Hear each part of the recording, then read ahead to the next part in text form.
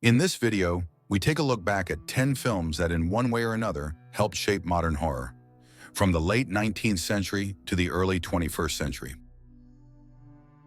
In January 1896, Paris saw the premiere of Arrival of a Train at La Ciotat station, and by December of the same year, another film was released in the city, The Devil's Castle.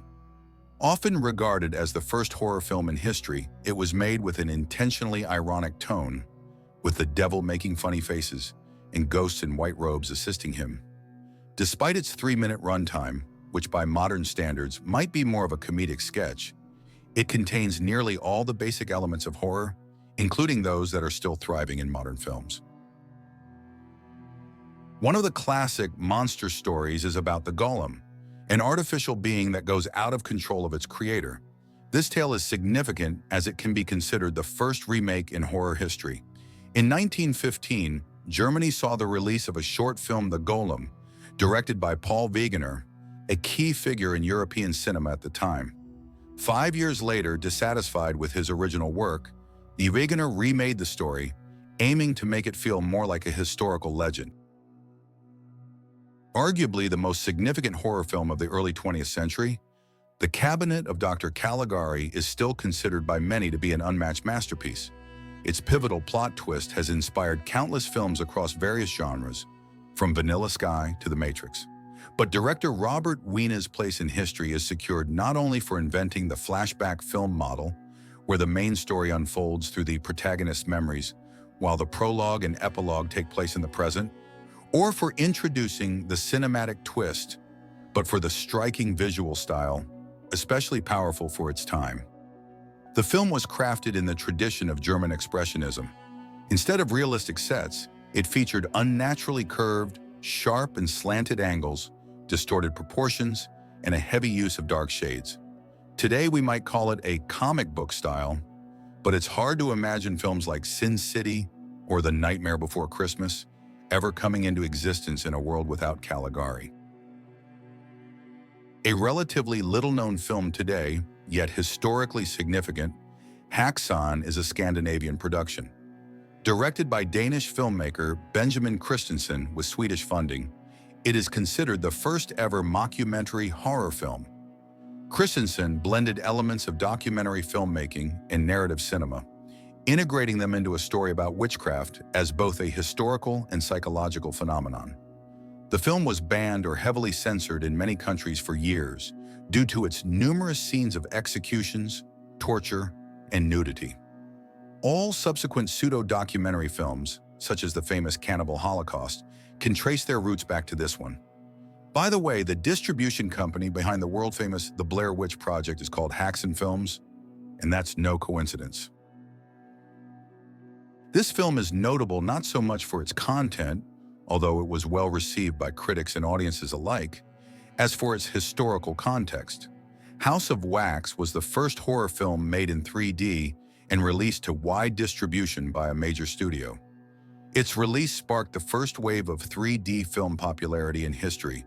Most of these, however, were more science fiction than horror, and revived the fading career of Vincent Price. It also helped catapult Carolyn Jones to fame, who would later become famous for her role as Morticia Addams in the original Addams Family series. Along with Hitchcock's Psycho, which was released just a month or so later, Peeping Tom is often considered one of the progenitors of the slasher genre, an iconic subgenre of horror films featuring killers like Freddy Krueger, Jason Voorhees, and Michael Myers.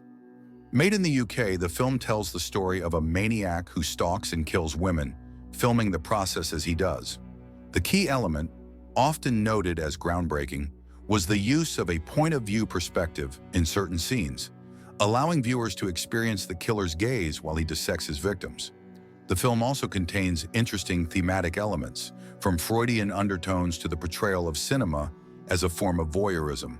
However, its genre-defining impact lies in how it paved the way for the cold-blooded maniacs to follow, and in its influence on later films like Slender and Maniac, with its use of the first-person view as the main mode of viewing. This low-budget horror about a psychopath who kills women to stuff pieces of their bodies into his meals and make sacrifices in the name of the goddess Ishtar would never have made it onto this list if not for one crucial factor. Blood Feast was the first film to deliberately focus on shock value as its core element of horror.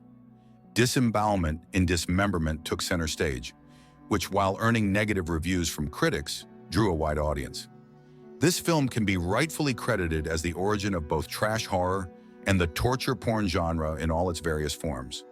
If you enjoy films like Hostel and Saw, you can thank Herschel Gordon Lewis, the man who pioneered the practice of handing out vomit bags to viewers before his film started. Arguably the most famous horror film of the 20th century for modern audiences, Jaws is celebrated not only for its impact on the genre, but also on cinema as a whole. While films about rampaging animals had been made before, it was Steven Spielberg who turned it into a trend that would be heavily exploited. Perhaps even more significant than the film's premise is how it was made. By avoiding showing the monster, Spielberg focused on maintaining tension throughout the film, making audiences imagine the horror rather than simply watching it on screen.